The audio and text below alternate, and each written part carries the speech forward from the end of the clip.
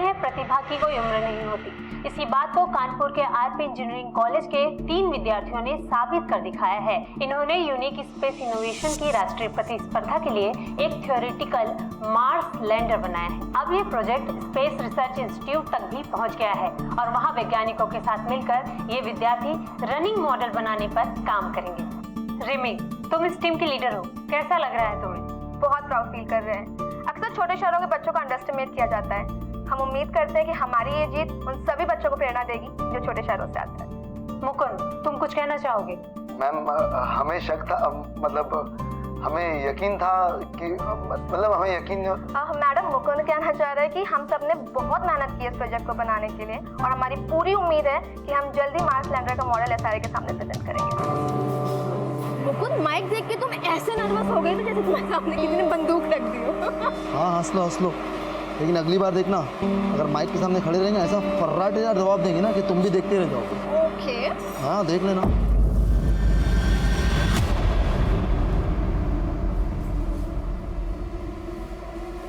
Hello, तुम ही जाओ, तुम्हारा दोस्त है मेरा थोड़ी। हाय। नहीं, तो मुकुंद की बात पे ध्यान मत दो। चलो मैं तो बाकी करता हूँ। में तुम बिल्कुल फिक्र मत करो, कॉलेज में किसी भी प्रकार के भेदभाव के लिए कोई जगह नहीं है। ओके, मैं किसी न किसी प्रोजेक्ट ग्रुप में नेम के लिए जगह बना लूंगा। Thank you sir. Rimu, ji sir. मैंने कैंपस प्रोजेक्ट में तुम्हारे नाम के लिए रिकमेंडेशन भेजा था। शाम तक कंफर्मेशन आ जाएगी, हो सकता है कल तक गुड न्यूज मिल जाए। Thank you so much sir, हम सच में आपके बिना ये सब कभी नहीं कर पाते। कोई बात नहीं। Thank you. सॉरी, एक्चुअली जल्दी में भूल गया।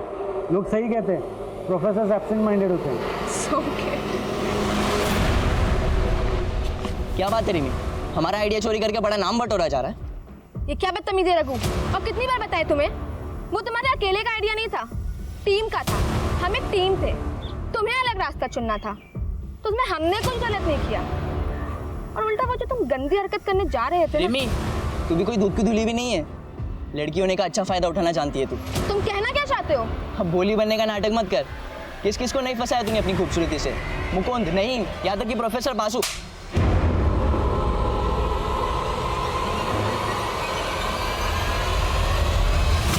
आई नहीं यार अब तक गोविंद। अबे आ जाएगी, सब्र रखो ना थोड़ा। आगे। सही लग रहे हैं? हाँ, बिल्कुल। तुम जाओ, बात करो। गोविंद का आशीर्वाद है तुम्हारे साथ, आज तुम्हारी सारी गोटियां फिट हो जाएगी। अबे रुको पंकज, गुस्सा देख रहे हो मैडम के नाक पे? आज हमारा क्या, साक्षात गोविंद का भी आशीर्वाद तुम्हारे काम नहीं आएगा। पेशेंस टेस्ट कर लिया यार लड़की ने।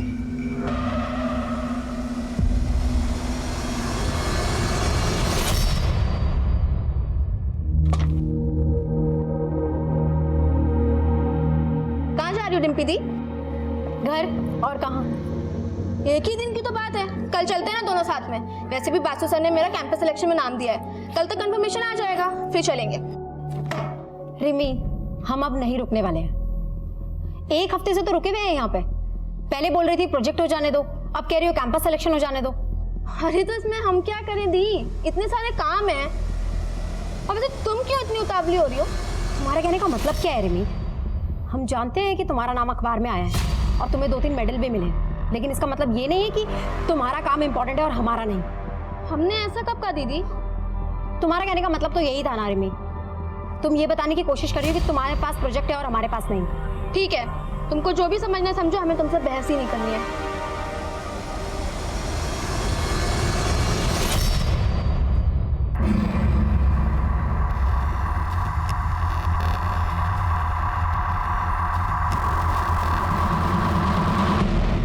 बोला था ना, she will not come. Plan successful. See you at 7:30। Bye.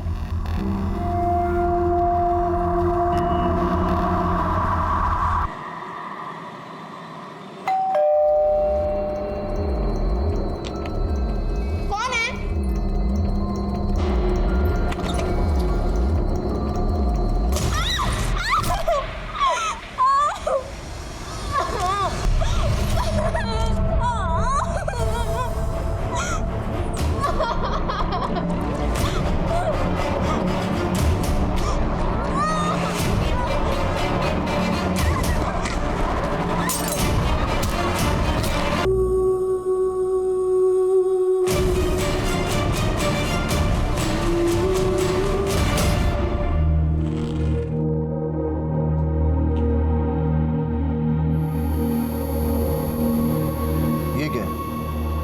अरे हमने दवाई खा ली है, भूल गई क्या?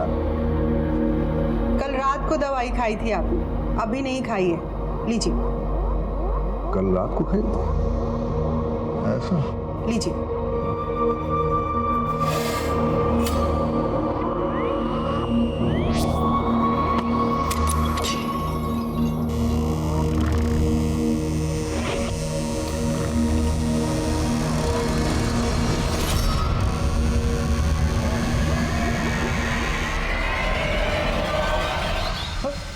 अरे डिम्पी, इतनी रात को बेटा? हाँ माँ, बस लेट हो गई थी, लेकिन आप लोग अभी तक सोए नहीं। हम आपको डिस्टर्ब नहीं करना चाहते थे, इसलिए खुद से चाबी खोल के अंदर आ गए। और रिमी कहाँ है? वो उसे कुछ काम था तो वो कल आएगी। अरे तो तुम भी और एक दिन रुक जाती, कल उसी के साथ आ जाती। उसे क्यों अकेला छोड़ दिया? अच्छा आप चिंता मत करिए, हम फोन करके देखते हैं उसको। रिमी रिमी रिमी, इस घर में तो मेरी किसी को कदर ही नहीं, सिर्फ एक ही बेटी है।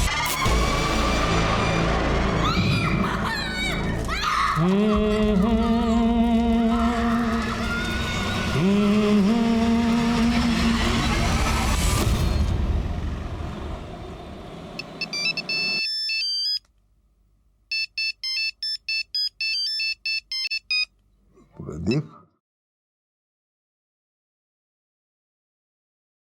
हेलो।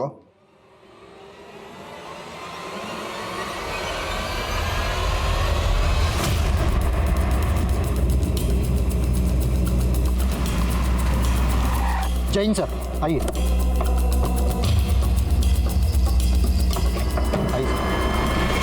सर, लड़की का नाम रिमी गुप्ता है, उम्र 22 साल, आरके इंजीनियरिंग कॉलेज में पढ़ती थी। लड़की को यहीं पे इस घर में जला के मारा गया है। रिमी अपने बड़ी बहन डिम्पी के साथ यहाँ पे किराए पे रहती थी। फैमिली राजपुर में रहती है, यहाँ पे आने के लिए निकल चुकी है। और सर एक बात है, इसका फोटो अखबार में पिछले हफ्ते आया था, कोई कॉम्पिटिशन जीता था इसने। सर अजीब बात है, रिमी के स्टमक और थाइस के बीच की बॉडी को जलाया गया। कातिल का इसके पीछे मोटिव क्या हो सकता है? विक्टिम के सर पे पहले बोतल से वार किया गया होगा, शायद रेप भी हुआ, फिर जलाया गया। पॉसिबल है कि रेप को छुपाने के लिए ये सब किया गया। और सर मोबाइल भी नहीं मिला। अशोक जी, जी सर। कुछ मिला? नहीं सर, बड़ी अजीब बात है सर, ना ही दरवाजे पे ना ही कहीं और घर पे कहीं एक भी फिंगरप्रिंट नहीं मिला है। किलर बहुत शातिर है। हाँ सर, लगता है बहुत ही सावधानी से उसने सारे फिंगरप्रिंट साफ कर दिया।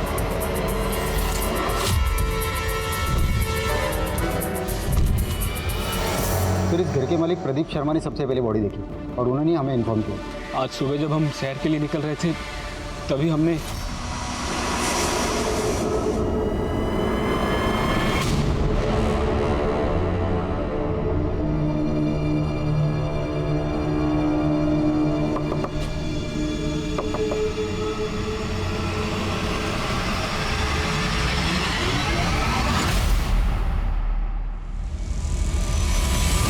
हम कसम से नहीं जानते साहब, किसने किया ये सब। हमारा इसमें कुछ लेना देना नहीं है साहब। घबरा क्यों रहे? घबराता तो गुनहगार है। पुलिस, क्या हुआ यहाँ पे? रिमी कहाँ है? रुकिए, आप आगे मत जाइए, रुकिए। अरे आप हमें अंदर क्यों नहीं जाने? हाँ मैं बताता हूँ क्या हुआ, लेकिन आप अंदर नहीं जा। अरे रुकिए, दीजिए ना। रिमी, रिमी, अरे मम्मी,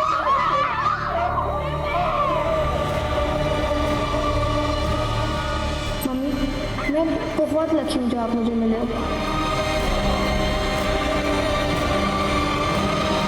सर डिम्पी ने बताया रिमी का फ़ोन और लैपटॉप दोनों गायब है। और एक अजीब बात, कपबोर्ड पूरा खाली है, रिमी के सारे कपड़े गायब है। कपड़े? लैपटॉप और फोन गायब हो सकता, पर कपड़े कोई क्यों चुराएगा? सर पिछले 4 सालों से मेरी दोनों बच्चियां एक कानपुर में रहती है, पर न कभी उनके कॉलेज से न मकान मालिक से कोई शिकायत नहीं आई।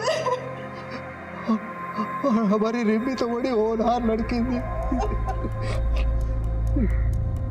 डिम्पी, तुम रिमी के साथ रहती थी, किसी पे कोई शक, कभी कुछ हुआ हो आजकल या पहले?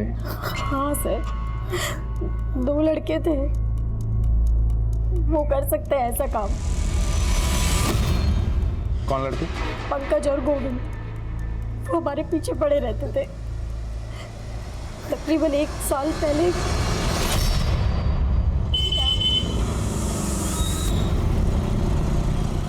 में चलोगी तो ढल जाओगी।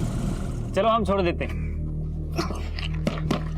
अरे लो, अब तो जगह भी बना दी। दीदी तुम क्यों सुन रही हो उनकी बकवास? रिमी, इन लोगों के मुंह लग के कोई फायदा नहीं है। अरे मुंह लगाओ तो सही, तभी तो पता चलेगा कितना फायदा है।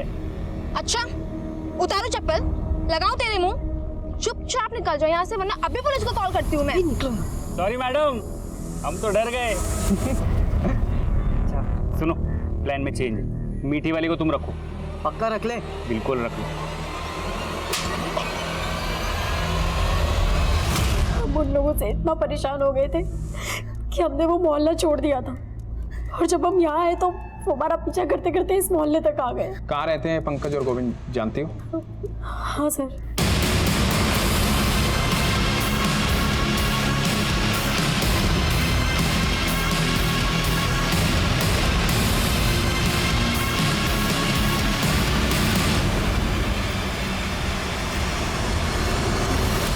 सर पंकज और गोविंद कुछ देर पहले अपना मकान खाली करके चले गए, लेकिन उनके कोचिंग इंस्टीट्यूट का पता चला है। यहाँ से उनका नेटिव एड्रेस भी पता चला है। कानपुर लखनऊ हाईवे पे उनका गाँव है सर। दोनों को घर से उठा लो और विक्टिम के दोस्तों से पूछताछ करो। सर ये सब कौन कर सकता है, इसके बारे में तो कुछ नहीं पता। हमें तो अब तक यकीन नहीं हो रहा कि रिमी हमारे बीच में नहीं है। रिमी जैसी ब्राइट स्टूडेंट मैंने आज तक नहीं देखी। इतनी अच्छी बच्ची के साथ कोई इतना बुरा कैसे कर सकता है?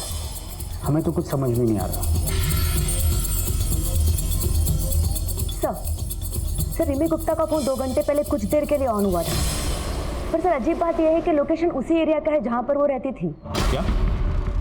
एक काम करो, रिमी के फोन को सर्विलांस पे रखो, जो भी इंफॉर्मेशन आए अपडेट करो। Yes sir. सर रिमी की पोस्टमार्टम रिपोर्ट, उसका रेप हुआ था। बॉडी में डीएनए के ट्रेसेस नहीं मिले, लेकिन सर फेफड़ों में कार्बन के ट्रेसेस मिले। यानी रिमी को जब जलाया गया तब वो जिंदा था। और रिपोर्ट के मुताबिक रिमी की हत्या रात को तकरीबन 9 से 11 के बीच हुई।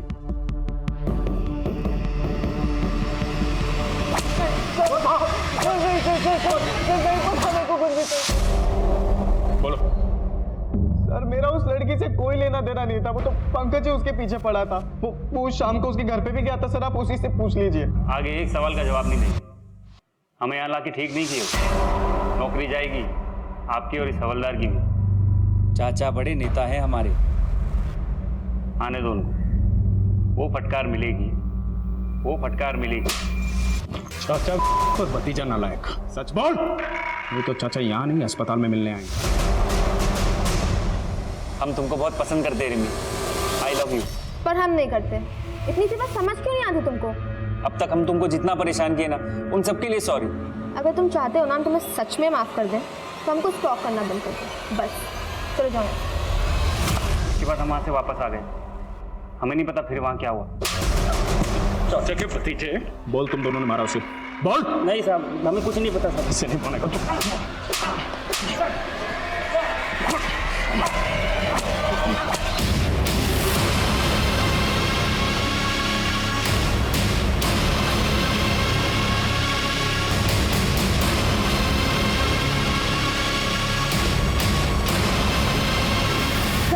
रिमी का फोन फिर से ऑन हुआ है। चल।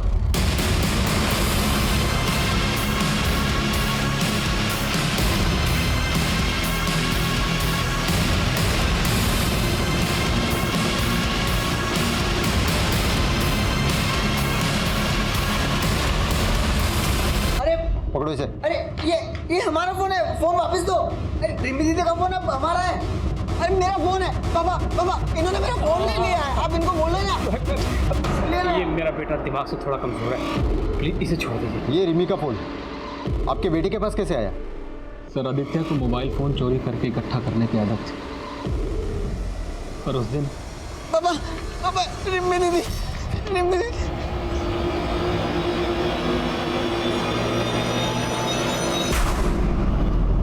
रिमी दीदी।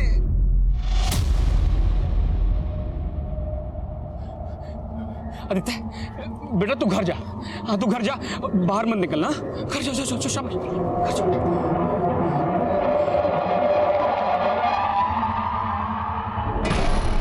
आदित्य, आप रिमी को जानते हो? रिम्मी दीदी। हाँ रिमी दीदी, क्या किया आपने उनके साथ?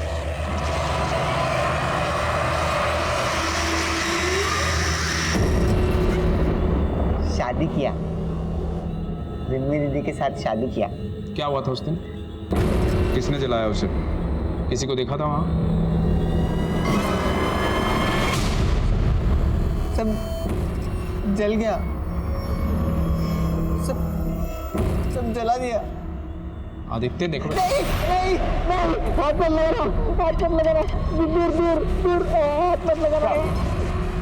बस कीजिए ना सर, देखिए ना हमारे बच्चे की तबीयत खराब हो गई सर।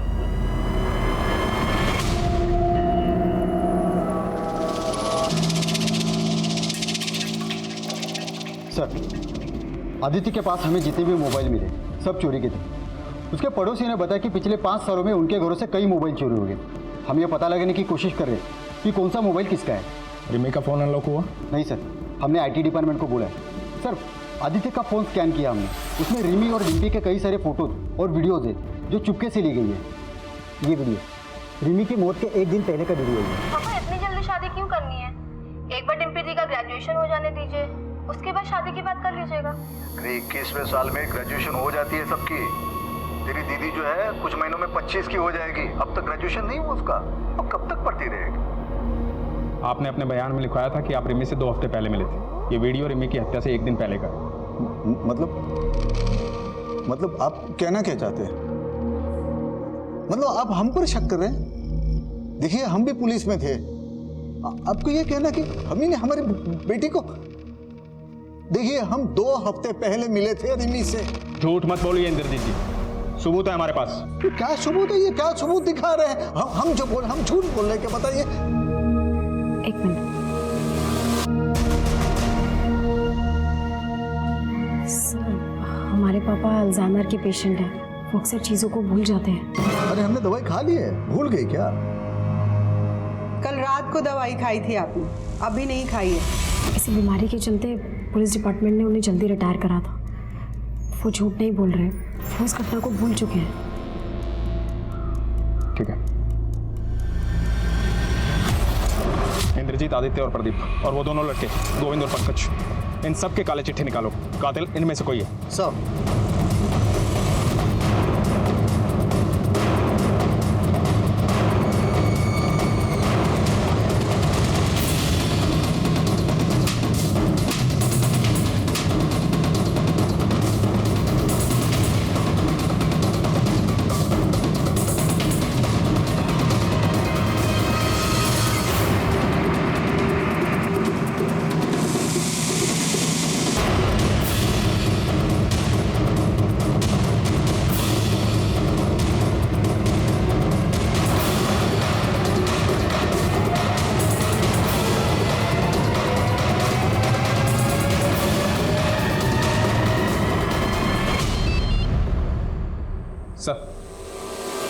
सर हम कोशिश कर रहे हैं सर।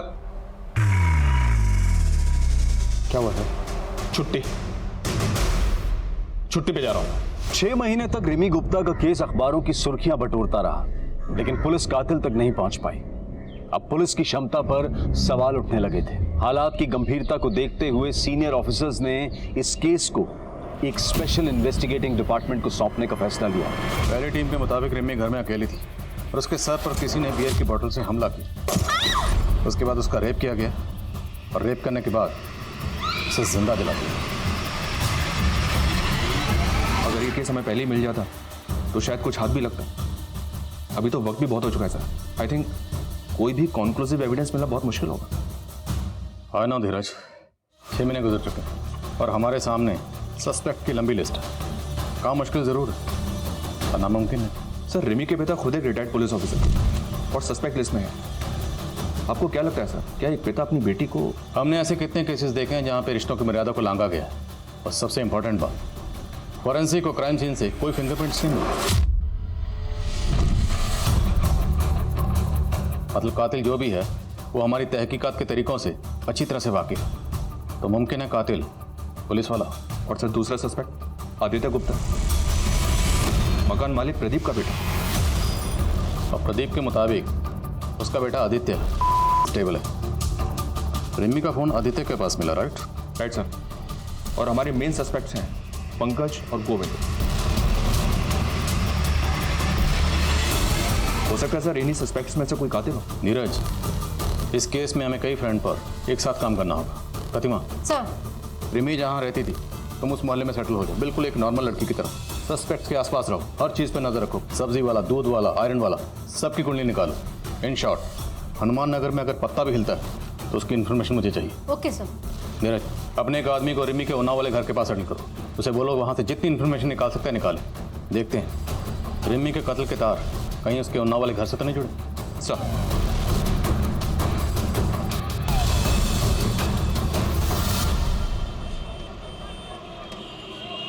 एक पिता अपनी बेटी को सपनों की ऊंची उड़ान उड़ता हुआ देखना चाहता था, लेकिन आज उसकी तस्वीर के सामने बेबस और लाचार खड़ा हुआ है। कभी खुद पुलिस डिपार्टमेंट का हिस्सा रहे इंद्रजीत गुप्ता आज अपनी बेटी को ही न्याय दिलाने के लिए दर दर भटक रहे हैं।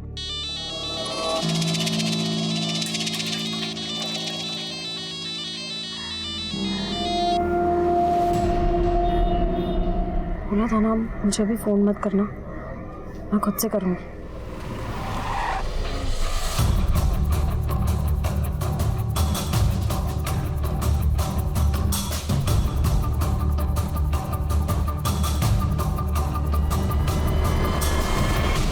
सर, हम कौन सी नई बात बताए अब आपको? जो कुछ भी हमें मालूम था सब तो बता दिया। फिर भी कोई ऐसी बात जो आप लोग बताना भूल गए हो? कुछ भी, कोई भी छोटी बड़ी बात रिमी से जुड़ी हुई? सर, आदित्य हमारे लैंडलॉर्ड का बेटा अक्सर अजीब हरकतें किया करता था। पहले हमने इस बारे में कभी ध्यान से सोचा नहीं, लेकिन अब सोचते हैं तो लगता है कि अब क्या लगता है? ऐसा लगता है कि रिमी के लिए उसके अंदर एक जुनून और एक दीवानापन था। अरे डिम्पी, तू कब आई कॉलेज से? रिमी कहाँ है? ये लोग कौन है? हमारे पापा अल्जाइमर के पेशेंट हैं, वो अक्सर चीज़ों को भूल जाते हैं।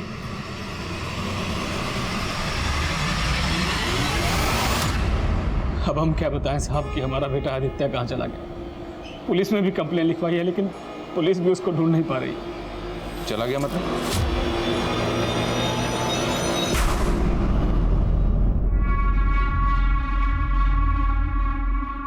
आदित्य बेटा यहाँ कहाँ बैठा है? अरे मैं तुझे पागलों की तरह कहाँ ढूंढ रहा हूँ। चल घर चल। नहीं, हमको घर नहीं आना। क्यों? क्या हुआ? हमको डर लगता है। ओह, हम भी जल गए तो? नहीं, हम भी आएंगे। नहीं नहीं नहीं नहीं कुछ नहीं, मैं हूं, नहीं मैं हूं। नहीं नहीं कुछ नहीं, नहीं नहीं, हमको नहीं आना, हमको घर नहीं आना। नहीं नहीं, हमको घर नहीं आना। नहीं आदित्य, पता नहीं साहब, पूरा 1 महीना हो गया, पता नहीं किस हालत में होगा मेरा बच्चा। कहीं ऐसा तो नहीं कि प्रदीप ने खुद ही अपने बेटे आदित्य को कहीं छुपा दिया ताकि हमसे बचा सके उसे? ऐसा लगता तो नहीं है सर। 1 महीने पहले पुलिस कंप्लेन दर्ज करवाई थी उसे। आदित्य के पीछे खबरों को लगाओ। जी सर, मैंने इंद्रजीत की फैमिली के सभी मेंबर्स की कॉल डिटेल्स निकालने के लिए भी कह दिया। हो सकता है सर कोई पारिवारिक दुश्मनी का मामला हो, जवान लड़की थी, कोई प्यार व्यार का चक्कर हो।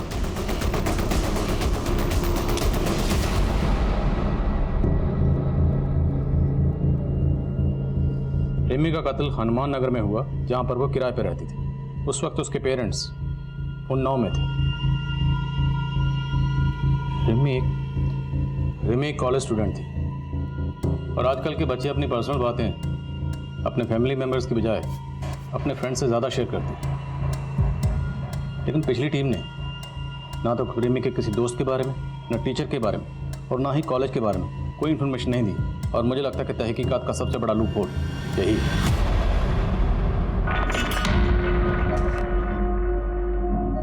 रिमी पूरे कॉलेज में बहुत फेमस लड़की थी, और मैकेनिक्स में अकेली लड़की थी वो। स्टार्टिंग में सबने उसका बहुत मजाक उड़ाया, लेकिन फिर जब हमारा प्रोजेक्ट मार्स लैंडर रिसर्च के लिए फाइनल हुआ, तब सबकी बोलती बंद हो गई। मुकुंद, क्या कॉलेज में कोई ऐसा है जो रिमी की सक्सेस से जलता था? सर, रघु।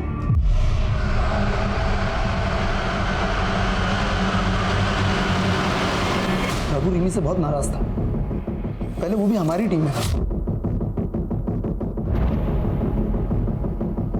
मुकुंद, रघु हमें धोखा दे रहा है। उसने प्रोजेक्ट सबमिट भी कर दिया लेकिन हमारा नाम ही नहीं दिया है। What? हाँ। सर हमने तुरंत एचओडी को कंप्लेंट कर दी। फिर उसके बाद हमारे मेल्स और रिसर्च दिखाया हमको। टीचर्स ने तो हमारे ग्रुप से निकाला और फिर सस्पेंड कर दिया। सर रघु काफ़ी गुस्से लड़का है। जब हमारी टीम को फर्स्ट प्राइज मिला वो भौंकला गया और उसने रिमी को धमकी भी दी। इसका बदला हम जरूर लेंगे। बहुत जले, अब तुमको भी जलाएंगे। पहले तुम्हारे गुरूर को तोड़ेंगे और फिर तुम्हें। तो ये बात तुमने पुलिस को क्यों नहीं बताई? सर वो रिमी की डेथ की वजह से हम लोग बहुत शौक में थे सर। रहता कहाँ है रघु? माना कि हम रिमी से गुस्सा थे, हमने उसे धमकाया भी था, लेकिन हमारा यकीन कीजिए सर, हमने रिमी को नहीं मारा। सिर्फ धमकाया। हम भी तड़पे हैं, अब तुमको भी तड़पाएंगे। ये कहा था? नहीं सर, हमने रिमी को नहीं मारा है सर। सर हमारा यकीन कीजिए सर, हमने रिमी को नहीं मारा है। नहीं मारा है सर हमने। एक इन्फॉर्मेशन मिली है सर, ये रिमी की बड़ी बहन डिम्पी कुछ तो गड़बड़ कर रही है। सुना है सर कि इन दोनों बहनों के बीच काफ़ी अनबन रहती थी। मोहल्ले वालों ने बताया कि जिस रात रिमी का मर्डर हुआ था उस रात ये रिमी के घर को छोड़कर अपने घर चली आई थी और इसको छोड़ने के लिए कोई लड़का आया था। डिम्पी को छोड़ने को लड़का आया था? ये खबर पक्की है? जी हाँ सर, मैंने 2-3 पड़ोसी से कंफर्म किया है। उनका कहना है कि उन्होंने खुद अपनी आंखों से देखा था।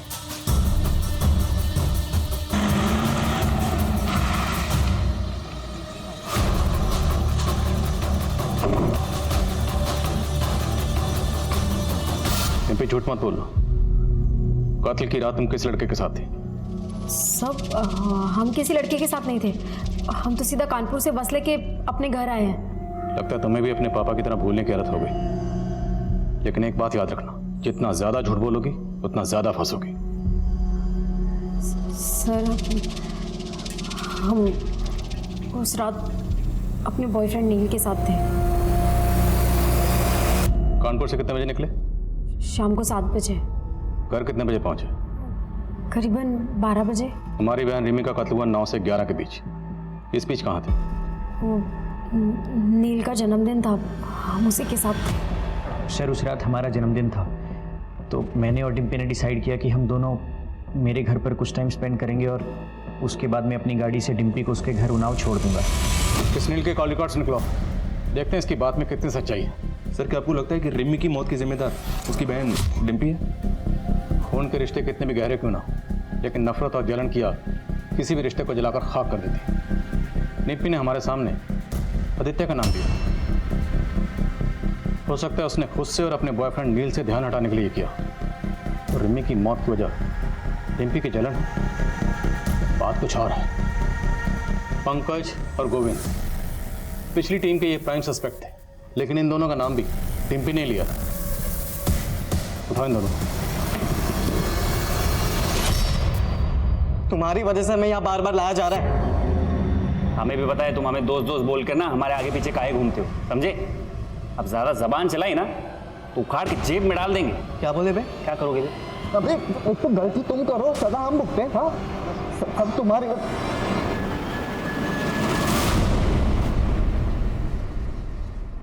ये नौटंकी बंद करो और ये बताओ कि रिमी को क्यों मारा? सर हम इतने महीने से एक ही बात कह रहे हैं कि हम बेकसूर हैं, हमने इस सब में कुछ भी नहीं किया। एक बात अच्छी तरह से समझ लो, तुम लोगों को तब तक चैन की सांस नहीं मिलेगी जब तक कातिल पकड़ा नहीं जाता। इसलिए सोचो, अच्छी तरह से सोचो। सर एक लंबा सा लड़का था जिसका रिमी के घर पे आना जाना लगा रहता था हमेशा। और सर जिस दिन ये सब कुछ उस दिन शाम को भी आया था वो।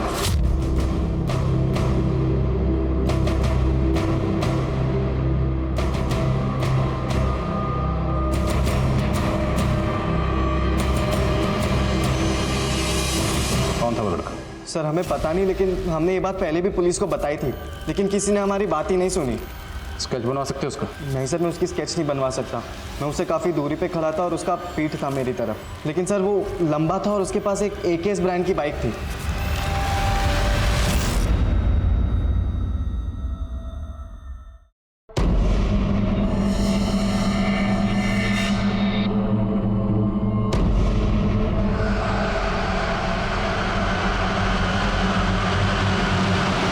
संदिग्धों की लंबी लिस्ट में एक और व्यक्ति शामिल हो गया था, जिसका ना तो कोई नाम था और ना ही कोई चेहरा, लेकिन पुलिस पूरी शिद्दत के साथ हर नए उभरते एंगल को टटोल रही थी। एक तरफ पुलिस एक एक कड़ी जोड़ रही थी और वहीं दूसरी तरफ रिमी के परिवार वाले धीरे धीरे अंदर ही अंदर टूटते जा रहे थे। पापा थोड़ा सा खाना खा लीजिए। नहीं खाना है हमें। तुम अगर रिमी को अकेला नहीं छोड़ के आती तो आज ये सब कुछ नहीं होता, लेकिन इसे आके उस लड़के के साथ आवारागर्दी जो करनी थी छोड़ा ही हमारी रिमी को अकेला। इसी की वजह से हुआ है सब कुछ, इसी की वजह से। वो खाना खिला रही है हमें।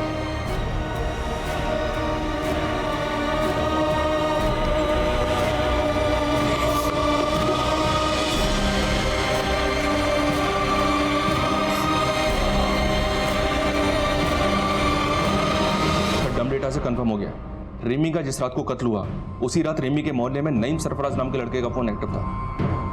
नईम सरफराज ये रिमी का दोस्त है ना? हाँ सर, हम उस शाम रिमी के घर गए थे, उसे कॉन्ग्रेचुलेशन कहने, उसका कैंपस सिलेक्शन जो हो गया था। रिमी के तो और भी बहुत दोस्त थे, तो सिर्फ तू ही क्यों गया? सर हम और रिमी एक दूसरे से बहुत प्यार करते हैं। नईम, क्या हुआ? मिठाई लाए हो? क्या बात है? किसी मिठाई की शॉप में पार्ट टाइम जॉब कर ली है? बताते हैं, पहले अंदर तो आने दो। अरे अब बताओ भी। सबसे पहले तो ये मुंह मीठा करो। बात ये है, जो हमारी मोहतरमा है मिस रिमी गुप्ता, उनका कैंपस सिलेक्शन हो गया है, वो भी एक मल्टीनेशनल कार मैन्युफैक्चरिंग कंपनी में। क्या? Oh my God, I'm so happy.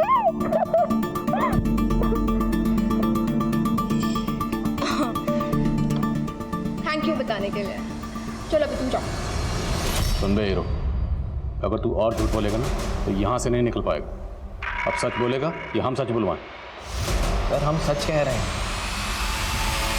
सब्जी ले लो, सब्जी ले लो। बहन जी, हमारे बेटे को काम पे रख लो ना। नहीं नहीं, अब मुझे किसी भी काम की जरूरत नहीं है।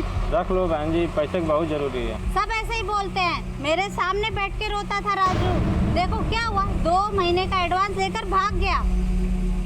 अरे सीता दीदी, तुम्हें भी कोई बेवकूफ बना सकता है, ये बात मैं नहीं मान सकती।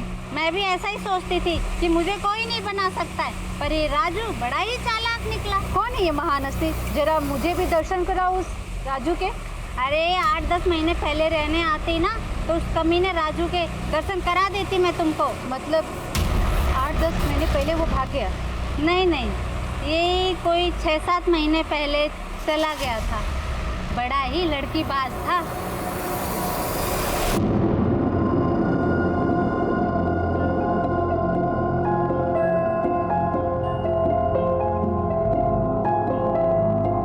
ए राजू, कहाँ जा रहा है? काम नहीं करना?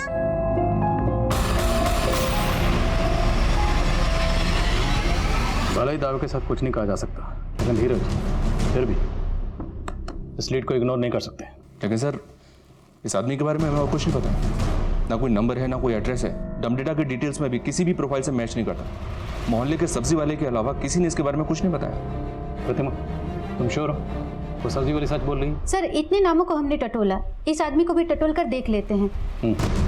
एक काम करो, कत्ल के 7 दिन पहले का डम डाटा निकालो, उसमें जितने भी प्रोफाइल्स हैं सारे प्रोफाइल से स्केच मैच करो, शायद कुछ मिल जाए। और मोहल्ले में भी सबको ये स्केच दिखाओ, शायद कोई क्लू मिले।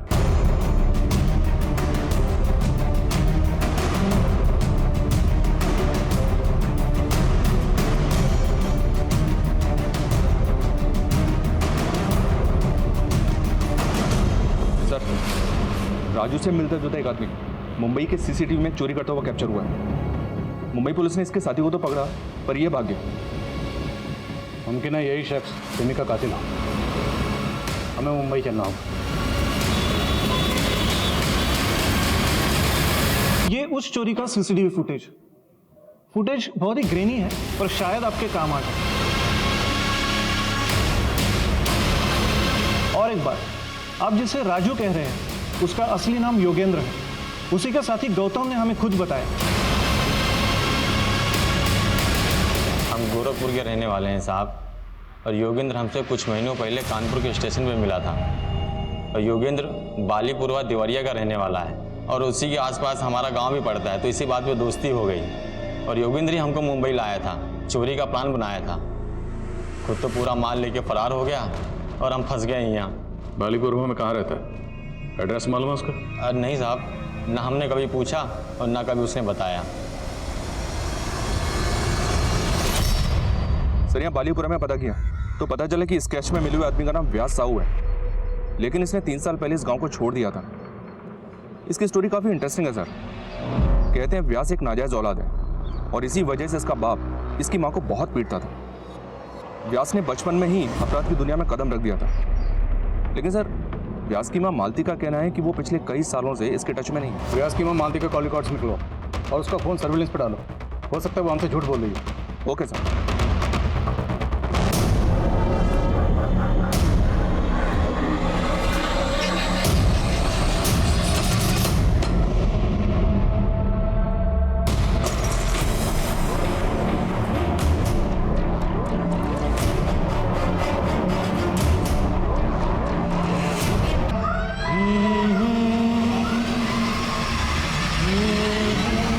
सर व्यास की माँ मालती को लखनऊ से एक नंबर से 3 बार कॉल आया है।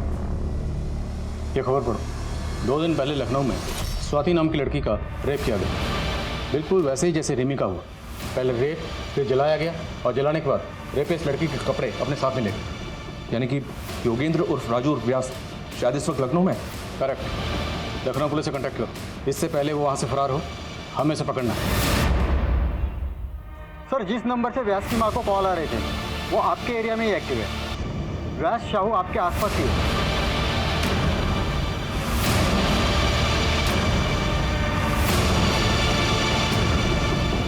सर वो आ रहा है।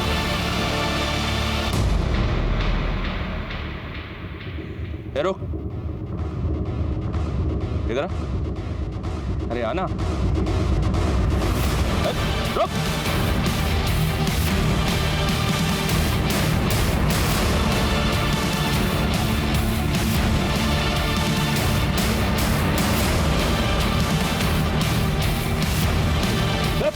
उधर। राजू उर्फ योगेंद्र उर्फ व्यास साहू, बहुत शौक है ना तुझे लोगों को तड़पाने का। अब तू तड़पेगा।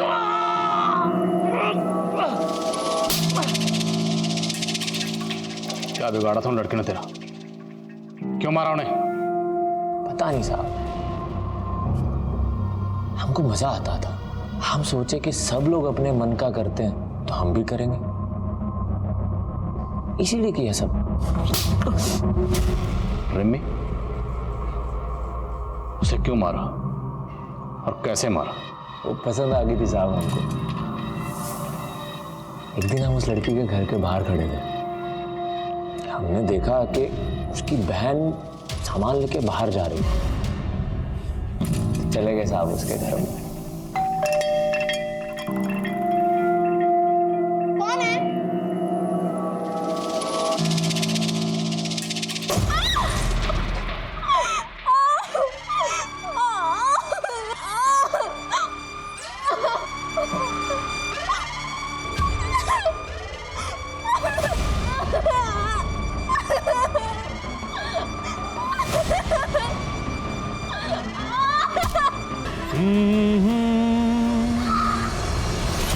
पुलिस तहकीकात कर रही थी साहब, तो हम कुछ दिन के बाद की ट्रेन पकड़ के मुंबई पहुंच गए।